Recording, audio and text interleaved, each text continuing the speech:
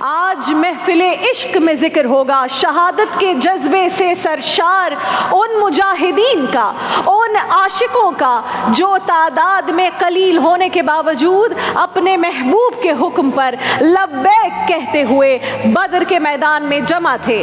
نہ ساز و سامان نہ لاؤ لشکر، مگر ہر مجاہد ہر جانثار عزم و ہمت کا پیکر۔ اپنے آقا و مولا کی قیادت میں 313 صحابہ اپنے سے کئی گنا بڑے اور طاقتور لشکر سے ٹکرانے کے لیے تیار تھے۔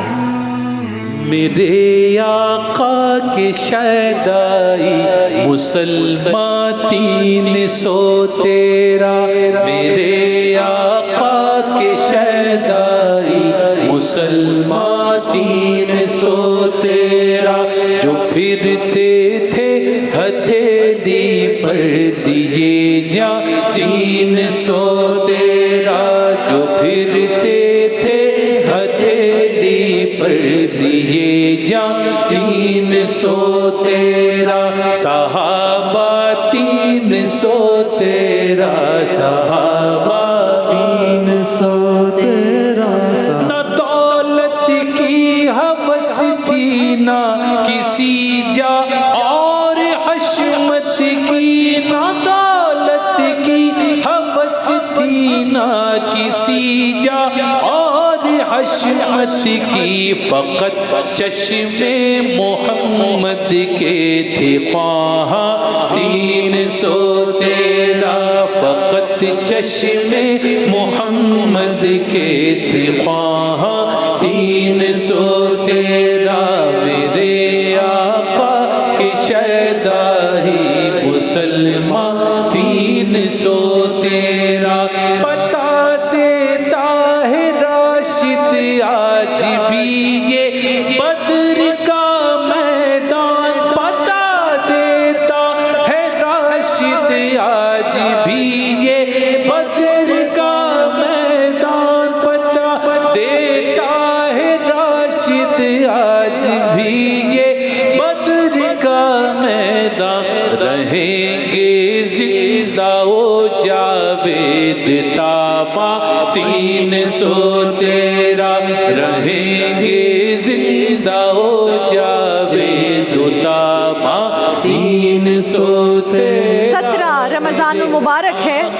صبح نماز فجر سے فارغ ہو کر خاتم المرسلین آقا دو جہاں محمد مصطفیٰ صلی اللہ علیہ وآلہ وسلم میدان بدر میں اپنے لشکر کو ترتیب دینا شروع کر رہے ہیں۔ سیرت ابن ہشام میں لکھا ہے کہ جب نبی پاک صفیں درست فرما رہے تھے تو ایک صحابی تھے حضرت سباد انصاری رضی اللہ تعالیٰ عنہ، وہ سب سے تھوڑا باہر آ گئے۔ اصل میں آپ کا جو پیٹ تھا وہ سب سے تھوڑا باہر نکلا ہوا تھا۔ رسول اللہ صلی اللہ علیہ وآلہ وسلم کے مبارک ہاتھوں میں ایک چھڑی تھی، وہ آپ نے ان کے پیٹ پر لگائی اور فرمایا سواد تھوڑا پیچھے ہو کر کھڑے ہو جاؤ۔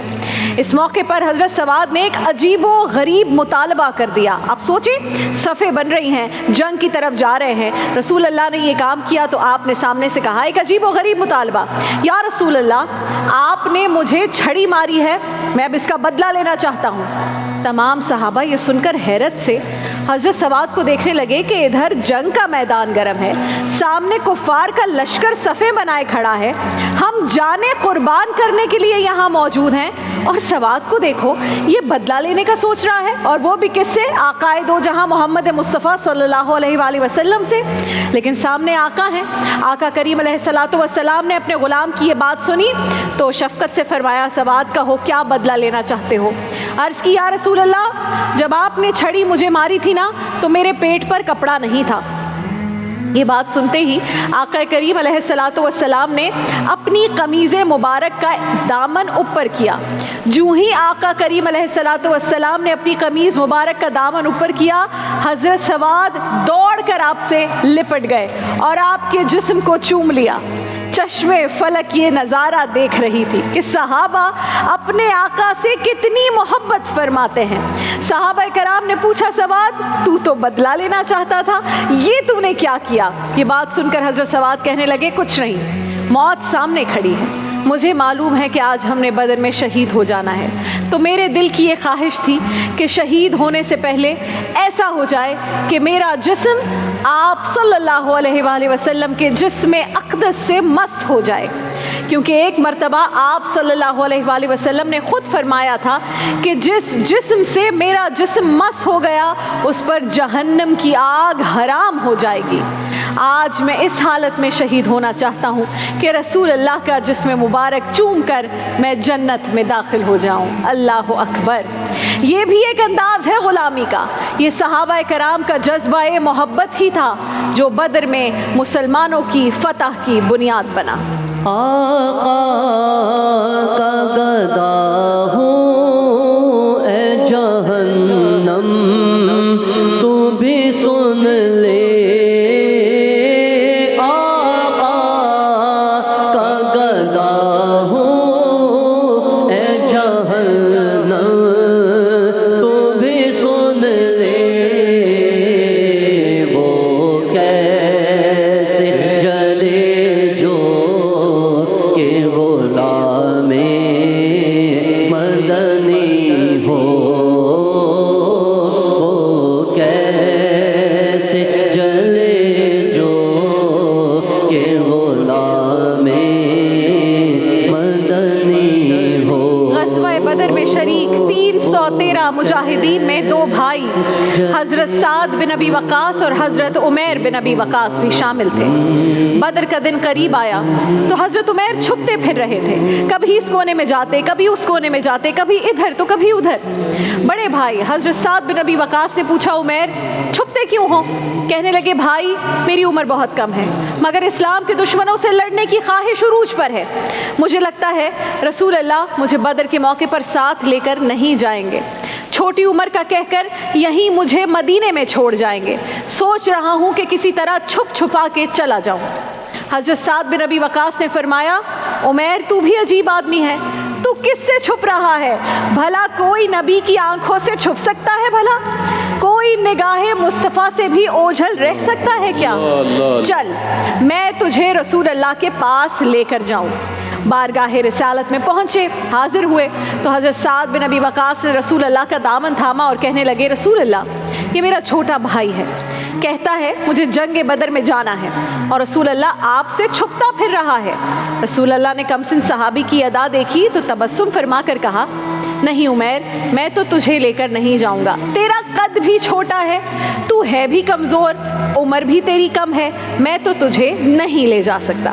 حضرت سعد بن ابی وقاص فرماتے ہیں کہ جب رسول اللہ نے عمیر کا قد چھوٹا ہونے کی بات فرمائی تو عمیر رسول اللہ کے سامنے ایڑیاں اٹھا کر پنجوں کے بل کھڑے ہو گئے اور کہنے لگے رسول اللہ دیکھیں قد تو میرا اونچا ہے، قد تو دیکھ لیں، اور جہاں تک طاقت کی بات ہے تو کسی سے کشتی کرا کر دیکھ لیں۔ اللہ اکبر۔ اصل بات یہ تھی ناظرین کہ عمیر کم سن تھے مگر عشق سے معمور تھے، اسلام پر قربان ہونا جانتے تھے اور چاہتے تھے، اس لیے کبھی چھپ رہے تھے تو کبھی قد اونچا ظاہر کرنے کے لیے ایڑیاں اٹھا رہے تھے، پنجوں کے بل کھڑے ہو رہے تھے، تو کبھی کشتی کا چیلنج دے رہے تھے۔ رسول اللہ کو اپنے کمسن صحابی کی ادائیں اتنی پسند آئیں، فرمایا چلو ٹھیک ہے اپنے بڑے بھائی سعد بن ابی وقاص کے ساتھ کشتی لڑو۔ کشتی شروع ہو گئی، رسول اللہ سامنے کھڑے ہیں، سعد بن ابی وقاص کشتی لڑنے قریب آئے تو چھوٹا بھائی رو پڑا۔ بڑے بھائی سے کہتا ہے بھائی اب تو پہلے ہی آپ منتخب ہو چکے ہیں اور جسے رسول اللہ منتخب فرمائیں اسے کیا کبھی کوئی مسترد کر سکتا ہے؟ تو یہ مہربانی کریں آپ یہ کشتی ہار جائیں۔ حضرت عمیر بن ابی وقاص کی یہ بات سن کر حضرت سعد بن ابی وقاص سوچ میں پڑ گئے، بھائی تو پھر بھائی ہوتا ہے۔ کشتی شروع ہوئی تو سعد بن ابی وقاص زمین پر گر گئے اور عمیر چھوٹے بھائی ان کے سینے پر سوار ہو گئے اور اپنی جیت کا اعلان کر دیا۔ حضرت ابو ہریرہ رضی اللہ تعالیٰ عنہ فرماتے ہیں کہ یہ منظر دیکھ کر میرے نبی کی آنکھوں میں آنسو آ گئے، فرمایا یہ کیسی عجیب کشتی ہے کہ جبرائیل امین بھی مسکرا رہے ہیں۔ عمیر کو جیت کا اعلان کرتے دیکھا۔ وہ جب سینے پہ سوار ہوئے بڑے بھائی کے جیت کا اعلان کیا تو رسول اللہ نے فرمایا عمیر مجھے تیرا بھی پتہ ہے اور جسے تو نے کہہ کر گرایا ہے مجھے اس کا بھی پتہ ہے، چل اب بدر روانہ ہونے کی تیاری کر۔ صحابہ فرماتے ہیں کہ رسول اللہ کی اجازت ملنے پر نوجوان عمیر بن ابی وقاص کی خوشی کا کوئی ٹھکانہ نہیں تھا اور ہم اس نوجوان کے جذبہ جہاد پر رشک کر رہے تھے۔ اس وقت عمیر بن ابی وقاص رضی اللہ تعالیٰ عنہ کی جو عمر بتائی جاتی ہے وہ یہ تھی کہ صرف 16 سال، صحیح طرح سے تلوار باندھنا یہ بھی نہیں جانتے تھے۔ بدر کے دن رسول پاک نے خود اپنے دست مبارک سے اپنے اس کم سن صحابی کے تلوار باندھی اور جنگ کے لیے روانہ فرمایا۔ ناظرین کرام، اب جنگ بدر کے بعد کا قصہ۔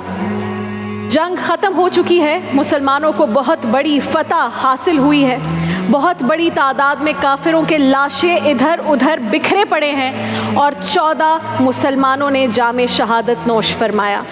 آپ صلی اللہ علیہ وآلہ وسلم آقائے دو جہاں میدان بدر سے گزر رہے ہیں تو آپ صلی اللہ علیہ وآلہ وسلم کی نظر کم سن حضرت عمیر بن ابی وقاص پر پڑی، جسم تلواروں اور تیروں سے چھلنی، خون میں لت پت۔ آپ صلی اللہ علیہ وآلہ وسلم نے ان کو دیکھا تو آپ کی آنکھوں سے آنسو جاری ہو گئے۔ آپ کو وہ منظر یاد آ گیا جب وہ ایڑیاں اٹھا کے پنجوں کے بل کھڑے ہو کر کہہ رہے تھے رسول اللہ دیکھے قد تو میرا اونچا ہے۔ آج واقعی عمیر کا قد بہت بلند ہو گیا تھا۔ حضور نے اپنے دونوں مبارک گھٹنے زمین پر رکھے اور عمیر کے چہرے پر لگا خون صاف کرنے لگے۔ حضور خون صاف فرما رہے ہیں اور صحابہ کو دائیں بائیں پیچھے ہٹنے کا کہہ رہے ہیں۔ فرماتے ہیں میرے غلاموں پیچھے ہٹو، تم بعد میں عمیر کا دیدار کر لینا، پہلے فرشتوں کو تو دیکھ لینے دو، فرشتے آئے ہیں عمیر کا دیدار کرنے۔ اللہ اکبر۔ دہن میں زبان تمہارے بدن میں جان تمہارے ہم آئے یہاں تمہارے لیے، اٹھے بھی وہاں تمہارے لیے، ہم آئے یہاں تمہارے لیے، اٹھے بھی وہاں تمہارے لیے، تمہارے لیے۔ اللہ ہمیں بھی ایسا ہی سچا اور پکا عاشق رسول بنائے۔ دیکھیے محفل رمضان لائیو ٹرانسمیشن روزانہ دوپہر 3 بجے سے شام 7 بجے تک صرف گرین انٹرٹینمنٹ پر۔